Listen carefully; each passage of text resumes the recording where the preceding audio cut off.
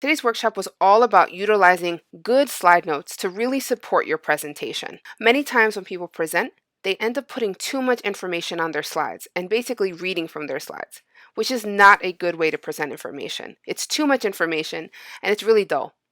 Your slide deck is just to support your presentation. It can be really easy to forget the points you want to make, and that's where slide notes really come in handy. Today you were given some tips in order to create really good slide notes to utilize for your presentation. You're also given the settings to open up your slide notes. So let's do that first. To see your slide notes for your presentation, you go up to View and you just hit Show Speaker Notes. Now down here all the way in the bottom, it says click to add speaker notes. This is kind of small and a little difficult to edit, so I'm going to go to these three dots right here and get this little hand icon and just drag up a bit. It's going to give me space to really type and see my notes.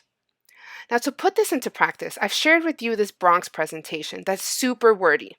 For example, facts about the Bronx. It's just a paragraph. And we talked about the other day in our first workshop was that this is not legible. No one's going to sit there and read all this.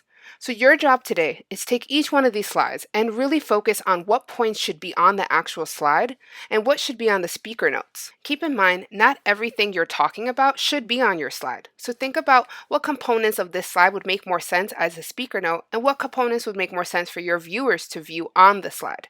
You're allowed to take things apart, rearrange the way they're said, restate them in your own words, and make them more visually appealing.